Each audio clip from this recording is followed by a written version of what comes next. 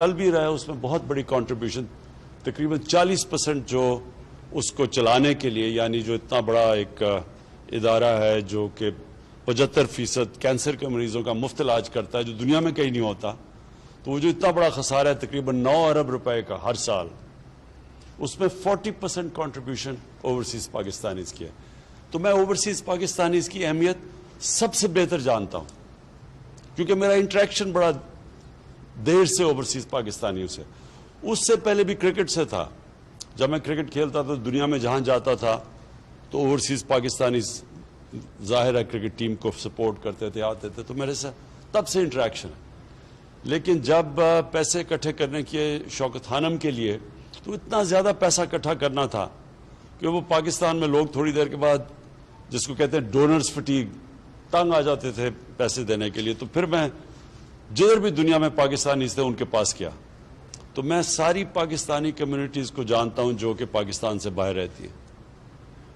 تو جو سعودی عربیہ کی پاکستانی کمیونٹی ہے، اس کو میں بہت دیر سے جانتا ہوں۔ مجھے بڑا افسوس ہے کہ جس نے مجھے ایک ذوالقرنین یہاں بیٹھے ہیں، ایک احسن رشید جنہوں نے مجھے بڑا انٹروڈیوس کروایا تھا، وہ آج ہمارے ساتھ نہیں ہیں۔ لیکن میں پھر سے امبیسڈر صاحب میں یہ چاہوں گا کہ آپ کی انٹریکشن ان سے رہے۔ مجھے رپورٹس ملی تھی بڑی بری کہ 1.5 سال سے یہاں جو پاکستانی کمیونٹی ہے ان کو صحیح طرح نہیں سروس کیا جا رہا، تو وہ انشاءاللہ وہ آپ اب آئے ہیں تو آپ جب ان سے انٹریکٹ کریں گے آپ کو پتہ بھی چل جائے گا۔ اچھا جی، میں اب اس پہ آتا ہوں روشن ڈیجیٹل اکاؤنٹ میں۔ یہ بڑی زبردست ایک ہم نے سوچا کہ ہم کیسے اوورسیز پاکستانیز کو ٹیپ کر سکتے ہیں، اور جب سے میری گورنمنٹ آئی ہے میری پوری کوشش تھی کہ جو پوٹینشیل ہے اوورسیز پاکستانیز کا وہ ہم صحیح طرح ٹیپ نہیں کر رہے۔ تو جب یہ رضا پریزیڈنٹ اس کے گورنر بنے اسٹیٹ بینک کے، تو تب سے میری ان سے تھی کہ ہم کیسے ہم ریمیٹنسز کو انکریز کیا جائے۔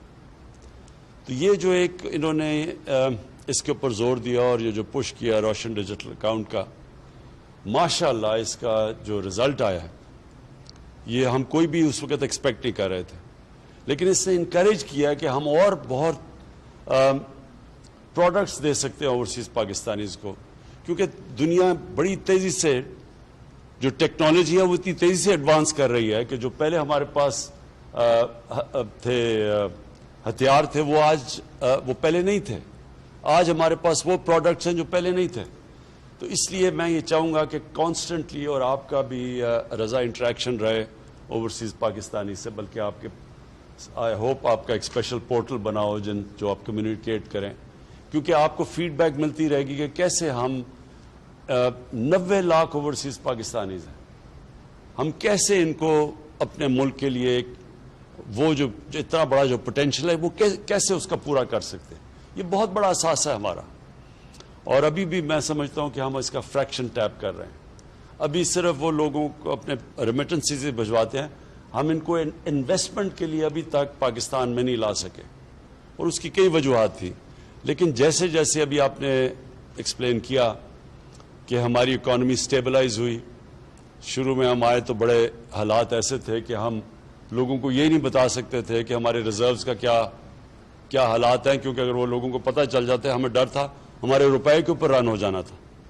تو بڑا مشکل وقت تھا اس میں۔ آج کیونکہ میں سعودی عربیہ میں ہوں، میں خاص طور پہ سعودی عربیہ کی گورنمنٹ شیخ محمد کا، ان کا خاص طور پہ شکریہ ادا کرنا چاہتا ہوں کہ بڑے مشکل وقت پہ انہوں نے ہمیں سپورٹ کیا۔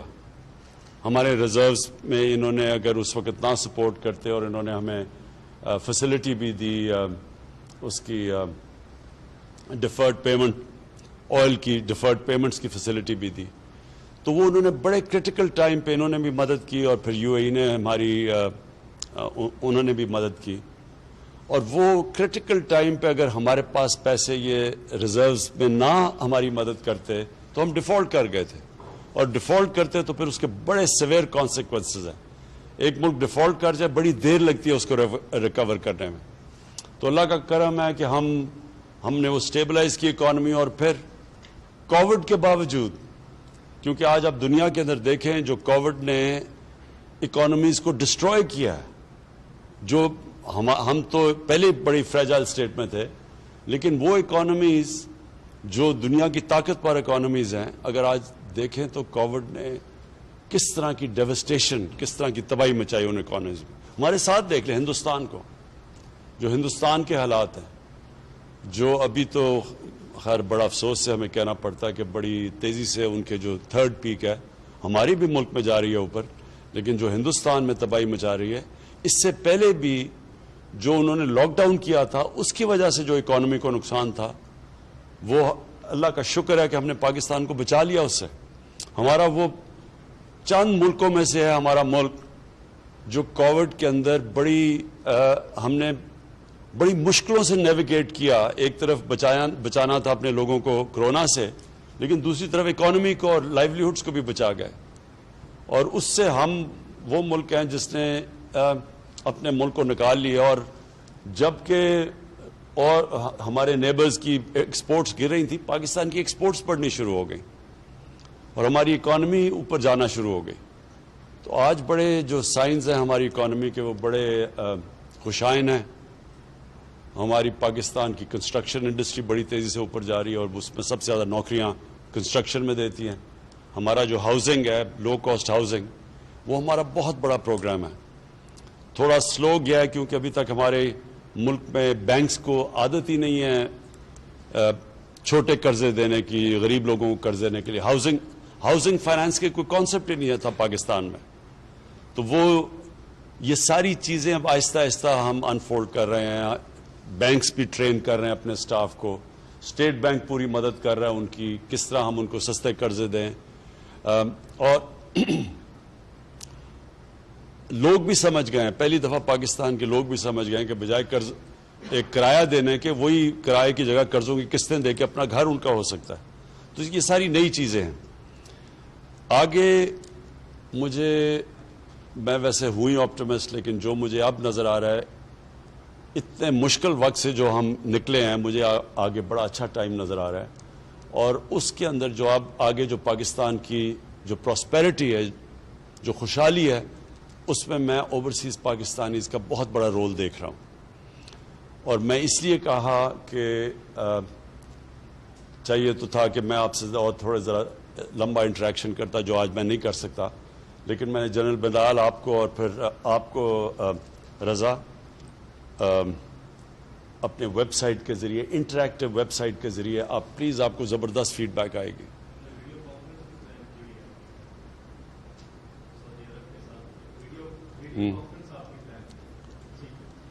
سو اینی وے ہم یہ آپ سے انٹریکشن آگے رہے گا. میں آخر میں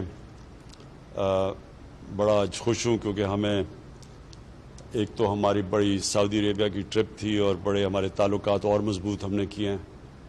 ہمارے لیے بہت امپورٹنٹ ہے سعودی عربیہ پاکستان کے لیے، صرف اس لیے نہیں کہ ہماری ایک ایموشنل اٹیچمنٹ ہے سعودی عربیہ کے ساتھ، اس لیے بھی کہ انہوں نے ہمیشہ ہمارے ساتھ مشکل وقت پہ کھڑے ہوئے ہیں.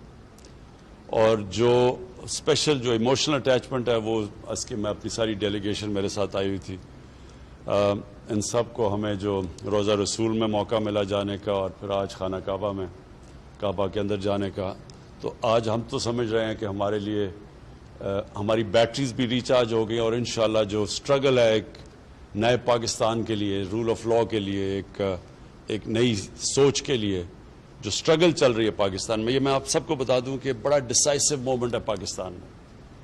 ایک طرف پرانا سٹیٹس کو بیٹھا ہوا ہے، مافیاز بیٹھے ہوئے ہیں جو پرانے نظام کو بچانے کی پوری کوشش کر رہے ہیں، اور دوسری طرف میرے ساتھ سارا پاکستان کی عوام ہے جو کہ ایک تبدیلی کی طرف، رول آف لاء کی طرف لے کے جا رہے ہیں.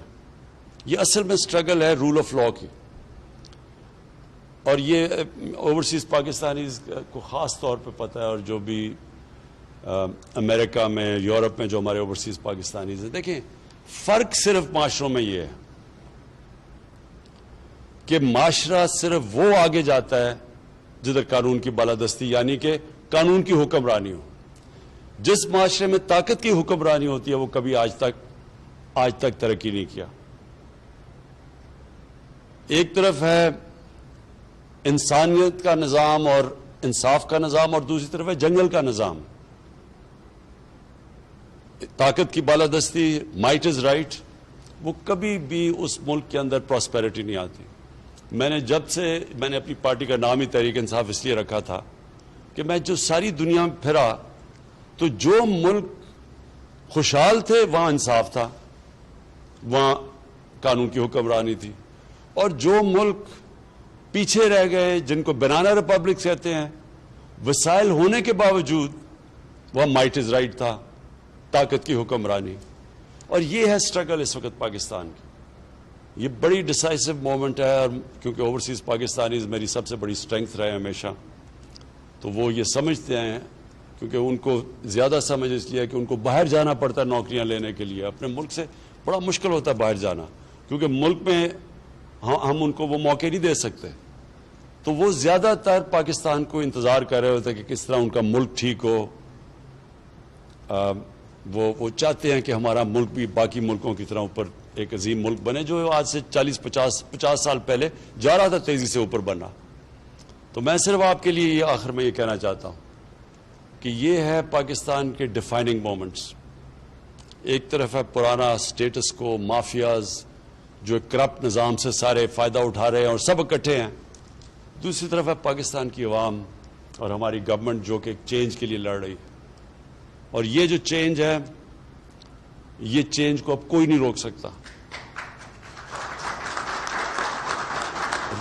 روک اس لیے نہیں سکتا کہ جو ملک کے اندر اس وقت اویئرنیس ہے، جو ایشوز سمجھ گئی ہے قوم، یہ کبھی پہلے ایسی سمجھ نہیں تھی. اور یہ اس کی بہت بڑی وجہ سوشل میڈیا.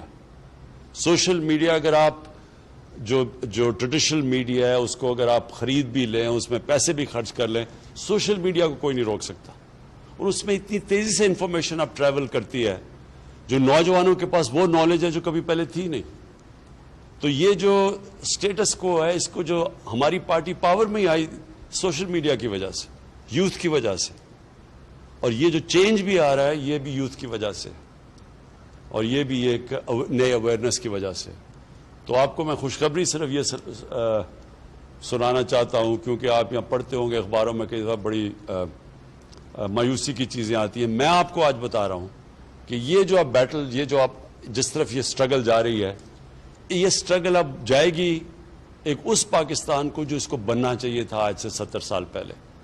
اور وہ پاکستان تھا جس کا لیڈر تھا قائد اعظم، جو کہ قانون کی بالادستی میں مانتے تھے، کانسٹیٹیوشنسٹ تھے، رول آف لا میں مانتے تھے، ایک انٹیگریٹی والے انسان تھے.